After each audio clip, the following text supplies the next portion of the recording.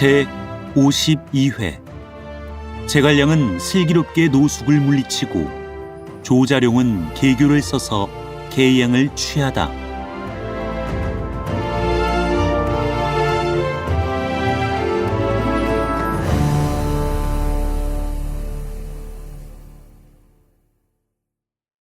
이때 주유는 공명이 남군을 빼앗아 들어간 것을 제 눈으로 본 데다 또 공명이 형주와 양양까지 공략했다는 소식을 들었으니 어찌 기가 막히지 않으랴. 그만 노기가 상처를 더 해쳐서 그대로 까무러쳤다가 한참이 지나서야 겨우 다시 깨어났다.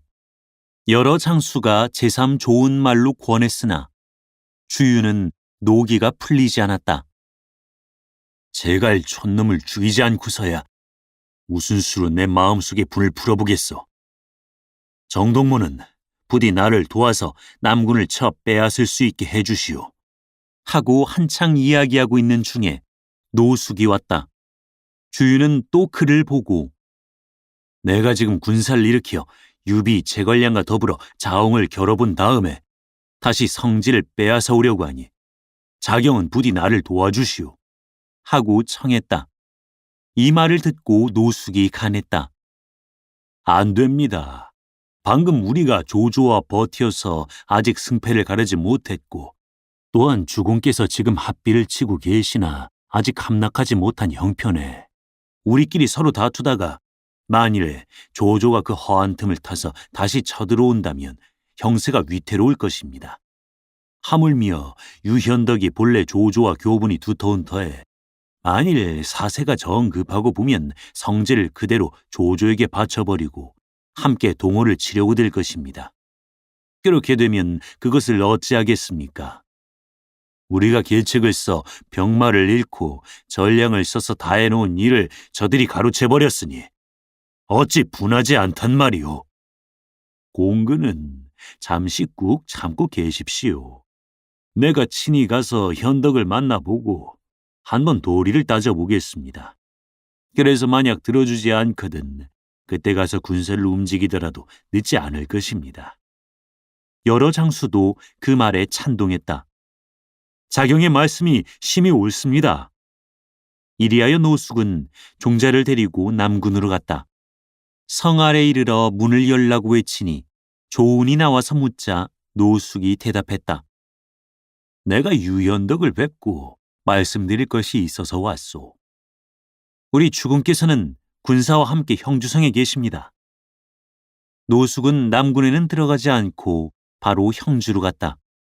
당도하여 보니 기들이 정제하게 늘어세워져 있고 군용이 심히 장하다. 공명은 참으로 비상한 사람이로구나. 하고 노숙은 은근히 그의 재주를 부러워했다. 군사들이 성 안에 들어가서 노자경이 찾아왔다고 고하자 공명은 곧 성문을 크게 열고 노숙을 관하로 맞아들였다. 손님과 주인이 인사를 마치고 자리를 나누어 앉아서 차를 마시고 나자 노숙이 입을 열었다. 우리 주인 오후와 공근이 부디 황숙께 말씀을 잘 올려달라고 당부해서 왔습니다. 전자의 조조가 100만 대병을 거느리고 왔을 때 비록 명목은 강남을 친다고 했으나 실상은 황숙을 도모하려 했던 것입니다. 다행히 동호에서 조조의 군사를 쳐서 물리치고 황숙을 구해드렸지요. 그러니 형주 구군은 마땅히 동호 차지가 되어야만 할 것입니다. 그런데 이제 황숙이 교묘한 수단으로 형주와 양양을 빼앗아서 그만 강동으로 하여금 부질없이 전량과 군마만 허비하게 하고 황숙은 편안히 앉아서 이득을 보셨으니 이것은 아무래도 정당한 일이라고는 보지 못할까 하옵니다. 자경은 고명하신 선비인데 어찌하여 그런 말씀을 하십니까? 속담에도 물건은 반드시 임자에게로 돌아간달라고 했습니다. 형주와 양양 구군으로 말하면 본래 동호 땅이 아니라 유경승의 기업이요. 우리 주인으로 말씀드리면 바로 경승의 아우님이십니다. 경승은 비록 세상을 떠나셨으나 그 자제가 계신 터입니다. 숙부가 조카를 도와서 형주를 취한 것이 대체 무엇이 불가하다는 말씀이십니까? 만일에 공자 유기가 차지했다면 우리도 더 말할 것이 없다고 하겠지만 지금 유공자는 강하에 계시지 이곳에 계신 것이 아니지 않습니까? 자경은 공자를 한번 뵙고 싶습니까? 공명은 즉시 좌우를 돌아보며 명했다. 공자께 좀 나와 주십사 하고 여쭈어라. 그 말이 떨어지자 종자 2명이 병풍 뒤에서 유기를 부축하고 나오는데 유기가 노숙을 향해 몸에 병이 있는 사람이라 인사를 차리지 못하니 자경은 허물하지 마십시오 하고 말한다. 노숙은 그만 어안이 벙벙해서 묵묵히 말이 없다가 한참이 지나서야 다시 입을 열어 물었다. 만일에 공자께서 계시지 않을 때는 어찌하시겠습니까? 공자가 하루 계시면 하루를 지킬 것이요. 만일에 계시지 않을 때는 달리 의논이 있어야겠지요. 만일 공자께서 계시지 않을 때는 성질을 우리 동호에 돌려주셔야 하지 않겠습니까? 자경의 말씀이 옳습니다. 의견이 정해지자 연석을 배설해서 그를 대접했다. 연석이 마무리된 뒤에 노숙은 하직을 고하고 성에서 나와 밤도와 영채로 돌아와서 전후 경위를 자세히 이야기했다. 듣고 나자 주유가 노여워했다. 유기로 말하면 아직 청춘으로 나이가 젊어 쉽사리 죽기를 바랄 수 없을 터인데 대체 언제 형주를 돌려받는단 말씀이오? 도덕은 아무 염려 마십시오. 그저 이 노숙에게 맡겨두시면 어쨌든 동호가 형주 양양을 되찾을 수 있게 하겠습니다. 대체 자경에게 어떤 고견이 있으시오? 내가 봄에 유기가 주색이 과하여 병이 골수에 들었고 지금은 얼굴이 파리하고 숨을 가빠하며 피를 토하는 형편이라 앞으로 불과 반년 안에 반드시 죽을 것입니다. 그때 가서 형주를 달라고 하면 유비가 마다하지는 못할 것입니다. 그래도 주위의 노여움은 풀리지 않는데 이때 문득 손권에게서 사자가 왔다. 주유가 곧 청해드리게 하니 사자가 말했다. 주공께서 합비를 포위하고 그간 여러 차례 싸우셨으나 이기지 못하셨습니다. 그리하여 도도께서는 대군을 수습해 돌아오셔서 합비로 군사를 보내 싸움을 돕도록 하시랍니다. 주유는 하는 수 없이 회군하여 시상으로 돌아가서 병을 조리하기로 하고 일변 정보로 하여금 전선과 군사들을 거느리고 합비로 가서 군사들이 손군의 영을 듣게 했다. 한편 유현덕은 형주, 남군, 양양을 수중에 넣고 은근히 기뻐서 여러 사람과 장구한 대계를 의논하는데 이때 문득 한 사람이 청상으로 올라와 계책을 올렸다. 보니 바로 이적이다.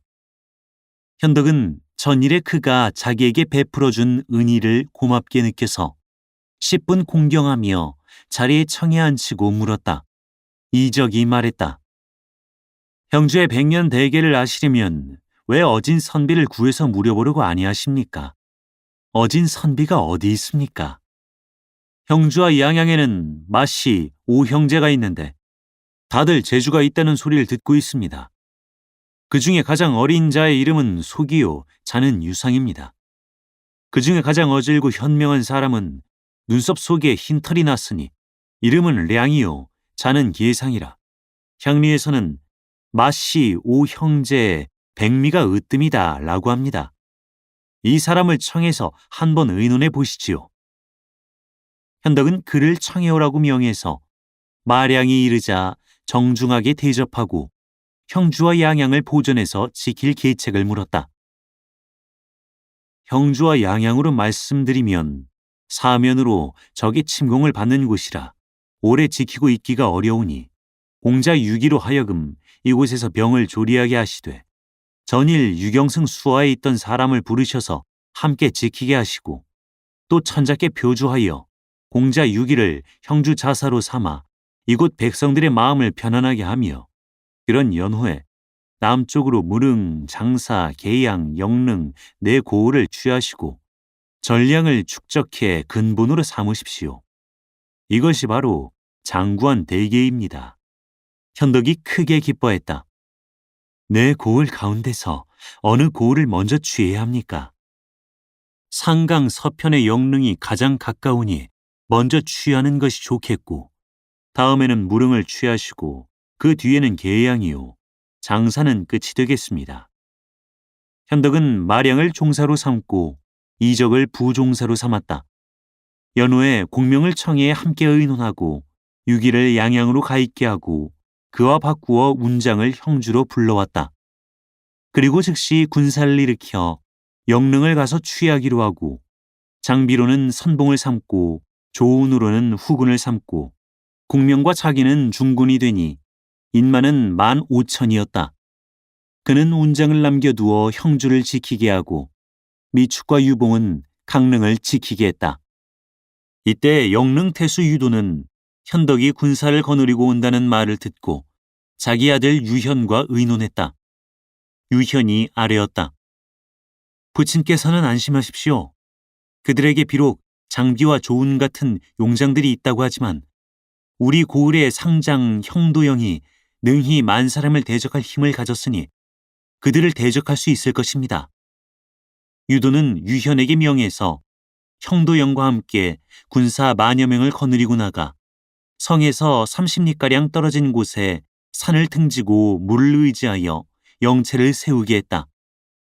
그러자 탐마가 돌아와서 공명이 친히 일지군을 거느리고 왔습니다 하고 고하여 형도영은 즉시 군사를 거느리고 싸우러 나갔다. 양진이 서로 대하자 형도영이 손에 산이라도 찍어낼 듯한 큰 도끼를 들고 진전에 말을 내어 반적이 어딜 감히 우리 경계를 침노하는가 하며 소리를 가다듬어 크게 외쳤다. 그러자 맞은편 진중으로부터 황기 한 떼가 나오더니 기들이 좌우로 쫙 갈라서며 그 가운데로부터 사륜거 한 대가 나오는데 수레 위에 한 사람이 있어 머리에는 관건을 쓰고 몸에는 학창이를 입고 손에는 새의 기수로 만든 부채 우선을 쥐고 단정히 앉았는데 부채를 들어 형도영을 가리키며 말한다. 나는 남양의 제갈공명이다. 조조가 100만의 무리를 거느리고 왔다가 내 조그만 계교에 단 한 명의 군사도 살아서 들어가지 못했는데 너희들이 어찌 대적해 보겠다고 하는가? 내 이제 너희들을 초항하러 왔으니 빨리 항복을 청해라. 형도영은 크게 웃으며 적벽 싸움에 조조 군사를 무찌른 것은 주량의 계책인데 그대가 무슨 상관이 있다고 감히 와서 허튼 수작을 늘어놓느냐 하고 도끼를 휘두르며 공명을 향해 말을 달려나갔다. 공명이 곧 수레를 돌려 진중으로 들어가자 진문이 다시 닫혔다. 형도영이 그대로 진으로 들이치자 진세가 급히 나뉘며 군사들이 양편으로 달아나는데 형도영은 앞쪽 한때의 황기를 바라보고 저 속에 공명이 있겠다고 생각하여 그 뒤만 바싹 쫓았다. 막 산 밑을 지나는데 황기가 그 자리에 뚝 멈추며 갑작스럽게 중앙이 열리더니 사륜거는 보이지 않고 난데없이 한 장수가 창을 꼬나잡고 말을 몰아 병력같이 호통치며 도영에게로 달려들었다. 그는 곧 장익덕이었다. 형도영은 큰 도끼를 휘두르며 맞서 싸웠다. 그러나 두어 합이 못되어 기력이 붙여 말머리를 돌려 달아나니 익덕이 그 뒤를 쫓는데 함성이 크게 진동하며 양편에서 복병이 일제히 내달았다. 형도영은 죽기로 그 사이를 뚫고 나갔다. 그러자 앞에서 대장 한 사람이 길을 막고 나서며 내가 상산 조자룡을 아느냐 하고 큰 소리로 외친다. 형도영은 도저히 당해내지 못할 줄 알고 또 어디로 도망칠 곳도 없어서 그대로 말에서 내려 항복하겠노라고 빌었다. 자룡은 그를 묶어 영체로 돌아가서 현덕과 공명에게 갔다. 현덕이 끌고 가서 목을 베라고 호령하는 것을 공명이 급히 말리며 도영을 향해 내가 만약 나를 위해서 유연을 잡아온다면 내 항복을 받아주겠다 하고 의향을 물었다. 형도영이 연신 가겠노라고 말했다. 공명이 물었다. 내가 어떻게 그를 잡아오겠단 말인가? 군사께서 만약 저를 놓아만 주신다면 돌아가서 교묘하게 속일 도리가 있소이다. 오늘 밤에 군사께서는 병사를 거느리고 기습하러 오십시오. 제가 내응해서 유현을 사로잡아 군사께 바치겠소이다. 유현만 사로잡고 보면 유도는 자연히 항복할 것이오. 현덕은 그 말을 믿지 않았으나 공명은 형 장군이 거짓말을 하지는 않을 것입니다. 하고 도영을 놓아주었다. 도영은 저의 영체로 돌아가자 전후 사연을 유현에게 호소했다. 유현이 물었다. 그럼 어떻게 하면 좋겠는가?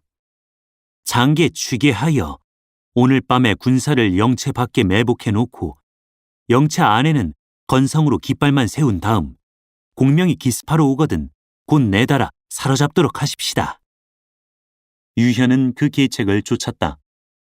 이날 밤 이경에 과연 일표군이 영체 앞으로 와서 저마다 들고 온 풀단을 쌓아놓고 일제히 불을 질렀다. 유현과 형도영은 양편에서 군사를 몰고 내달았다. 불을 지른 군사들이 곧 몸을 돌려 도망갔다. 유현과 형도영이 승세를 타서 그 뒤를 쫓았다. 그런데 10여리를 쫓다가 보니 도망치던 군사들이 하나도 보이지 않았다. 두 사람이 깜짝 놀라 급히 본체로 돌아오니 불길로 영체가 온통 환한 가운데 안으로부터 장익덕이 뛰쳐나왔다. 유현은 도영을 보고 영체로 돌아갈 것이 아니라 이 길로 가서 공명의 영체를 엄습하기로 하세 하고 다시 군사를 돌렸다. 그러나 심리도 못 가서 한 옆으로부터 조운이 일지군을 거느리고 지쳐나와 형도영을 한 창에 찔러서 말 아래 거꾸로 뜨렸다. 유현이 급히 말머리를 돌려 달아났다. 등 뒤로부터 장비가 쫓아오더니 말 위에서 그를 사로잡아 묶어서 공명에게로 왔다. 유현은 공명을 보고 빌었다. 형도영이 저더러 이렇게 하라고 일러선 것이지 실상 본심은 아닙니다. 공명은 그 묶은 것을 풀어주고 옷을 줘서 입게 하며 또 술을 주어 놀란 가슴을 진정하게 했다. 그리고 사람을 시켜 그를 성으로 들여보내 그의 부친에게 권해서 투항하게 하되 만약에 항복하지 않으면 성을 쳐서 깨뜨리고 일문을 모조리 도륙하리라고 했다. 유현은 영릉으로 돌아가서 제 부친 유도를 보고 공명의 덕을 갖춰 이야기하며 항복하기를 권했다. 유도는 그의 말을 따라서 성 위에 항기를 세운 다음 성문을 크게 열고 인수를 받들고 성에서 나와 현덕에게 가서 항복을 청했다. 공명은 유도로 하여금 그대로 눌러 태수로 있게 하고 그 아들 유현은 형주로 보내서 군무에 종사하게 했다. 영릉의 백성들이 다 기뻐했다. 현덕이 성으로 들어가서 안무하기를 마치고 삼군에게 상을 준 다음에 여러 장수를 보고 물었다. 영릉은 이미 취했거니와 계양은 누가 가서 취해볼 텐가? 조운이 대답했다. 제가 가고 싶습니다.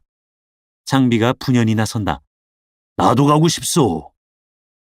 두 사람이 서로 다투는데 공명이 있다가 결국 자룡이 먼저 대답했으니 자룡들어 가라고 하시지요. 하고 말했으나 장비가 불복하고 기어이 가겠다고 한다. 공명은 제비를 뽑아 이긴 사람이 가게 했다. 뽑고 보니 자룡이 또 이겼다. 장비가 노해서 나는 남의 손을 빌리지 않고 혼자서 3,000명의 군사만 거느리고 단번에 성지를 취하겠소.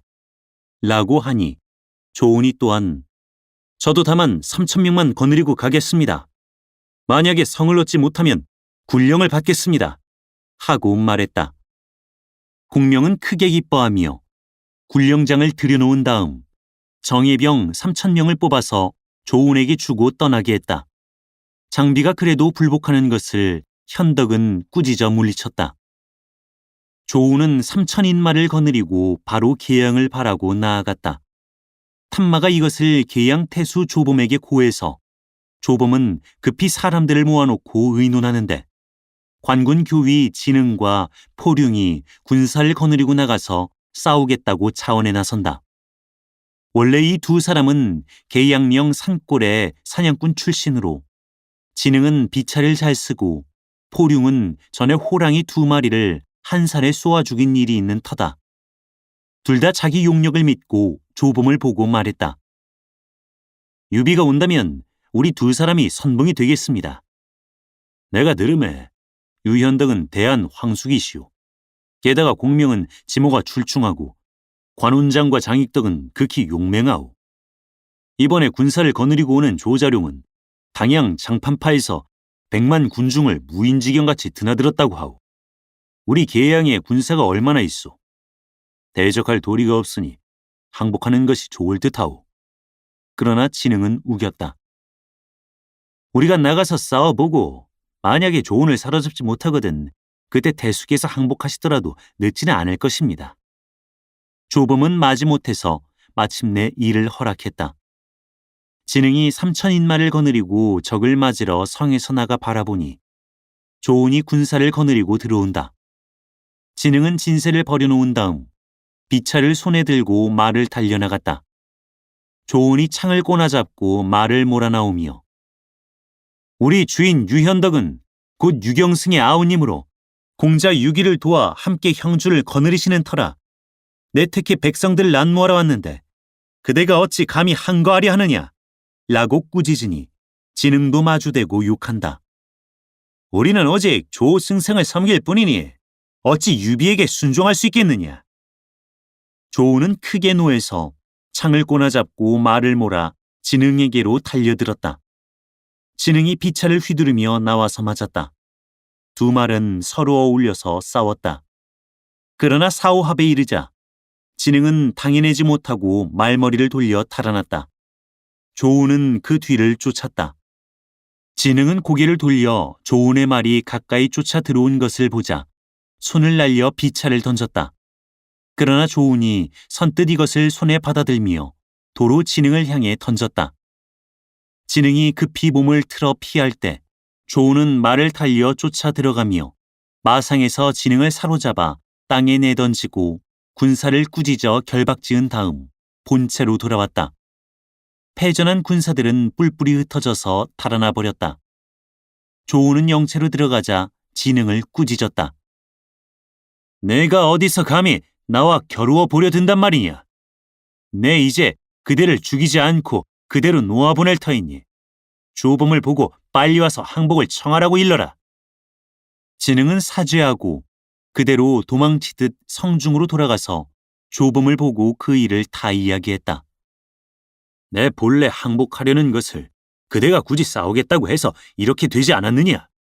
하고 조범은 진흥을 꾸짖어 물리친 다음에 두 손으로 인수를 받들고서 10여 길을 거느리고 성에서 나와 대체로 가서 항복을 청했다. 조은은 영체에서 나와 그를 맞아들이고 상빈의 예로 대접하며 술자리를 베풀어 함께 마시고 인수를 받았다. 술이 서너순 돌자 조범이 장군도 성이 조씨이고 나도 성이 조씨이니 500년 전에는 다 한 집안이었을 것입니다. 장군도 진정이 고향이시고 나도 진정 사람이니 또 동양이 아닙니까? 만약 버리지 않으시고 형제의 의를 맺어 주신다면 실로 이만한 다행이 없을까 합니다.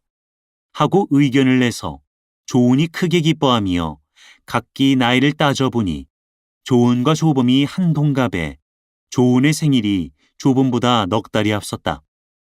조범은 조은에게 절을 하고 아우가 되었는데 두 사람이 동양에 동갑에 또 동성이라 뜻이 서로 맞았다. 그리하여 밤이 이슥해서야 자리를 파한 다음에 조범은 하직하고 성으로 들어갔다. 이튿날 조범이 성에 들어와 백성들을 안무해 달라고 청해서 조은은 군사들에게 동하지 말라고 이른 다음 50기만 거느리고 성중으로 들어갔다. 성내 백성들이 향을 손에 들고 길가에 엎드려서 그를 맞이했다. 조은이 백성들을 다 안무하고 나자 조범은 그를 관하로 청해들여서 주연을 베풀어 대접하고 술이 웬만큼 돌자 다시 후당으로 청해 상을 새로 차리고 또 술을 권했다. 조은은 어느덧 거나하게 취했다. 이때 조범이 문득 웬 부인 하나를 청해 조은에게 술을 권하게 해서 자룡이 보니 그 부인이 몸에 소복을 입었는데 실로 천하에 둘도 없을 미인이다. 조은이 조범에게 물었다. 이분이 대체 누구신가? 제 형수 번씨입니다. 조범의 대답에 그는 낯빛을 고치고 정중하게 대했다. 번씨가 잔을 권하고 나자 조범이 그를 자리에 앉히려고 했다. 그러나 조은이 그러지 말라고 굳이 사양해서 번씨는 인사를 하고 안으로 들어가 버렸다. 조은이 현재는 구태여 형수 씨를 청해내다가 잔을 잡으시게 할 일이 무엇인가? 하고 한마디 하니 조범이 웃으며 말했다. 이것은 까닭이 있는 일이니 형님은 막지 마십시오. 선영이 세상을 떠나신 지 이미 3년이 되었는데 형수께서 홀몸으로 평생 마치실 수는 없는 일이라 내가 매양 개가하시라고 권하건만 형수님 말씀이 만약 3가지 조건을 구비한 사람이 있으면 내가 가겠습니다. 첫째는 문무겸전해서 이름이 천하에 날려야 하고, 둘째는 용모가 당당하고 위의가 뛰어나야 하며, 셋째는 형님과 동성이라야 합니다. 라고 하니 천하에 이런 사람이 있기가 어디 쉽습니까? 그런데 이제 형님으로 말씀하면 당당한 의표에 명성이 사회에 널리 알려지고 또한 형님과 동성이시니 바로 형수께서 말씀하시는 바와 꼭 맞아떨어집니다.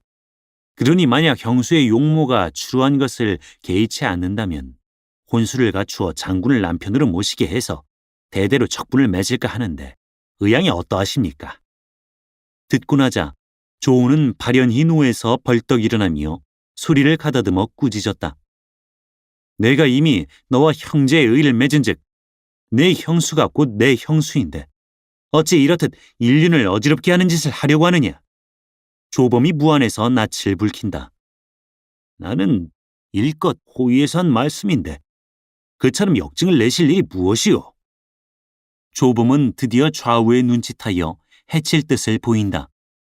조우는 이것을 눈치채자 한 주먹에 조범을 때려 눕히고 부문을 나서서 말을 타고 성을 나가버렸다. 조범이 급히 진흥과 포룡을 불러 의논하니 진흥이 물었다. 저 사람이 노에서 나가버렸으니 이제는 싸워볼 수밖에 없겠지요. 그와 싸워서 이기지 못할 것이 걱정이네. 포룡이 우리 2사람이 거짓 항복하고 저 군중에 가서 있을 테니 태수께서 군사를 거느리고 오셔서 싸움을 거십시오. 그러면 우리 2사람이 진 안에서 사로잡겠습니다. 라고 말하자 진흥이 인마는 꼭 데리고 가야 할걸 하자 포룡이 500기면 족하겠지 하고 대답했다. 이날 밤에 2사람이 500군을 거느리고 조은의 영체로 가서 항복을 청하니 조은은 속으로 거짓임을 알고 있었으나 불러들이게 했다. 2 장수가 장하에 이르러 말했다. 조범이 미인계를 써서 장군을 속이고 장군이 만취하시면 후당으로 끌어들여 모살한 다음에 수급을 조승상에게 바치고 상을 타려고 했으니 사람이 이처럼 간악합니다. 저희 2사람은 장군께서 역증을 내고 나가시는 것을 뵙자 저희들에게도 누가 미칠 것이라 생각하여 항복을 청하러 왔습니다.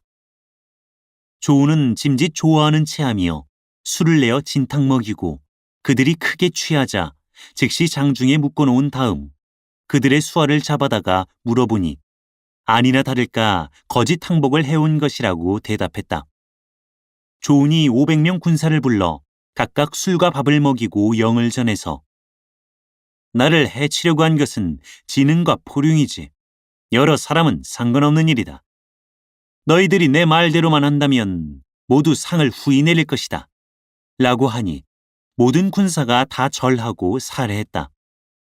조우는 그 즉시 거짓 항복해온 진흥과 포룡을 참한 다음에 군사들로 하여금 길을 인도하게 하고 자기는 1000명 군사를 거느리고 뒤따라 밤도와 계양성 아래로 가서 문을 열라고 외치게 했다. 성 위에서 들으려니 진흥과 포룡 2 장군이 조은을 죽이고 회군해 왔는데 태수를 청해서 군무를 주창할 일이 있다고 한다. 성 위에서 불을 들어 비춰보니 과연 자기 편 군마라 조범은 황망히 성에서 나왔다. 조우는 곧 좌우를 꾸짖어 그를 사로잡게 하고 성중으로 들어가서 백성들을 안무한 다음에 즉시 사람을 보내서 현덕에게 고하게 했다. 현덕은 몸소 공명과 함께 계양으로 왔다. 조우는 그들을 성 안으로 맞아들인 다음에 조범을 계하로 끌어오게 했다. 공명이 묻자 조범은 자기 형수를 조운에게 아내로 주려 한 일을 자세히 이야기했다. 듣고 나서 공명이 조운을 보고 물었다. 역시 아름다운 일인데 공은 어찌하여 거절했소? 조범이 이미 저와 형제의 의를 맺은 터에 이제 그 형수에게 장가를 들고 보면 남들이 모두 욕할 것이 하나요. 그 부인이 계가를 하고 보면 절개를 잃게 될 것이 둘이요. 조범이 갓 항복한 터라 그 마음을 헤아리기 어려운 것이 셋입니다. 주공께서 이제 막 강과 한을 평정하시고 침식이 아직 편안치 않으신 터에 조운이 감히 일개 부인으로 하여 주공의 대사를 그르쳐서야 되겠습니까? 오늘 대사를 이미 정했으니 장가를 들면 어떻겠는가? 천하의 여자가 적지 않습니다. 다만 두려운 것이 명의를 세우지 못할까 하는 것이지 어찌 처자가 없는 것을 근심하겠습니까? 차룡은 참으로 대장부야. 현덕은 조범을 용서하여 다시 계양 태수로 삼고 조운에게는 후히 상을 내렸다. 이때 장비가 나서며 큰 소리로 외쳤다. 차룡만 공을 세우게 해주고 나는 아무짝에도 소용이 없는 사람을 만들어 놓는단 말이오. 3,000명 군사만 내게 주면 나도 가서 무릉을 취하고 태수 김선을 사로잡아다 바치리다. 공명은 크게 기뻐한다. 익덕이 가는 것이 무방하나 다만 한 가지 조건이 있어. 군사는 승패를 결정함에 기이한 계책이 많고 장수들은 앞다투어 전공을 세우려 하는구나. 공명이 말하는 한 가지 조건이란 대체 무엇일꼬? 다음 회를 보라. 사단법인 올제 제작, 낭독 공준호, 번역 연변인민출판 삼국지 번역팀.